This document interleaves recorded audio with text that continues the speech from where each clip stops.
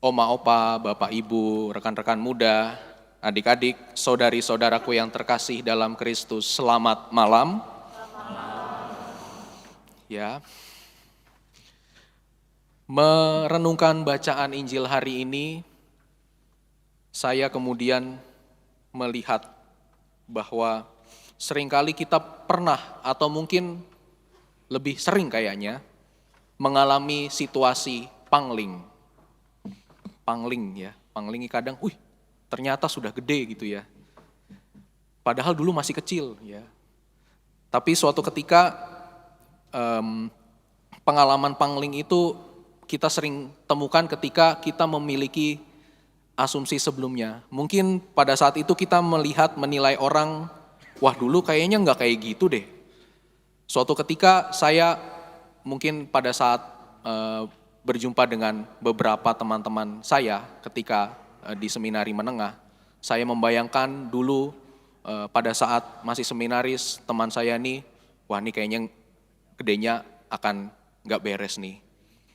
Tetapi waktu berjalan begitu cepat sampai pada akhirnya bertemu lagi, tetapi dia sudah punya gelar sarjana dan juga hidupnya semakin lebih baik. Dan saya kemudian berpikir, kok bisa ya? Kok bisa? Dulu yang saya berpikir anak ini, teman saya ini bisa nggak tahu ya nanti masa depannya seperti apa, mungkin gelap sepertinya. Tetapi pada suatu ketika momen bertemu lagi, wah hebat juga ternyata bisa melewati itu. Saudara-saudariku yang terkasih, bukan soal pangli yang ingin saya sampaikan dalam kesempatan ini, tetapi melalui bacaan Injil hari ini, Yesus mengingatkan kepada kita melalui perumpamaan, bahwa seringkali kita mengalami keterbatasan dalam menilai diri sendiri mungkin, atau mungkin juga menilai orang lain. Dan seringkali ketika melihat satu fenomena, melihat satu pengalaman yang kemudian membuat kita ingin bereaksi dengan cepat, kita seringkali langsung jatuh pada penilaian. Dan inilah yang kemudian Yesus tawarkan. Bukan soal lalang, bukan soal gandum, tapi soal bagaimana Allah dalam konteks ini perumpamaan petani bilang jangan. Petani mengatakan jangan bukan berarti ya menolak begitu ya, tetapi di sini kita kemudian melihat bahwa sikap menahan diri, sikap sabar itu bukan hanya sebatas suatu bentuk kompromi saja terhadap apa yang terjadi dalam diri kita, kerapuhan diri kita.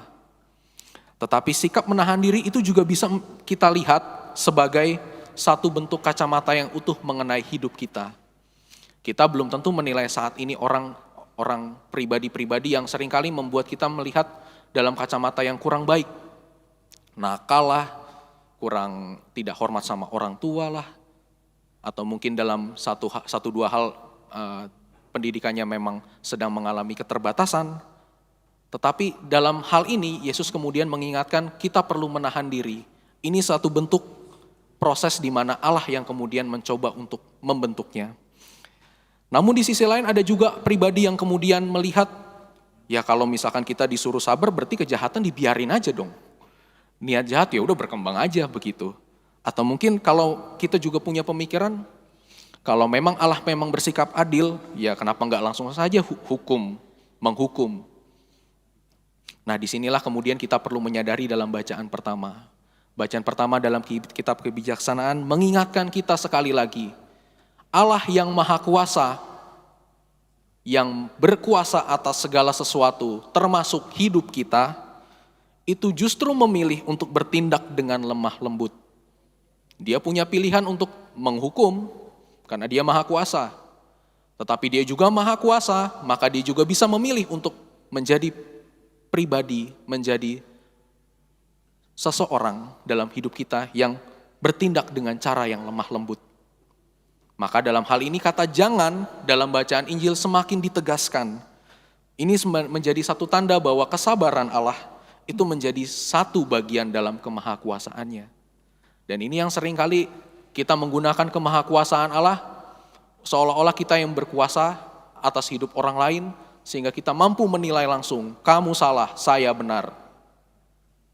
dan tidak ada ruang pertobatan bagi orang tersebut. Dan disinilah pesan yang kemudian diangkat dalam bacaan pertama, di mana Allah yang Maha Kuasa, yang memberikan kasih, kelemah lembutan, itu juga mampu memberikan ruang juga bagi hidup kita semuanya. Kita ini manusia, kita sadar dalam kerapuhan, tetapi dalam kesempatan tertentu kita semakin diajak untuk berkembang. Maka dalam melihat kondisi sekarang ini banyak sekali situasi yang mulai mencap orang lain, mulai tidak memberikan ruang kesempatan untuk berkembang lebih lanjut. Dan dalam kesempatan ini juga kita ditawarkan, apakah kita sungguh-sungguh mampu untuk bukan membiarkan tetapi mencoba untuk melihat dalam kacamata positif setiap pribadi yang kita jumpai. Apakah kita sungguh-sungguh mampu melihat bahwa dalam setiap hidup kita, perjalanan hidup kita, ini merupakan bagian dari rencana Allah yang sungguh-sungguh menjadi tanda pengharapan bagi hidup kita.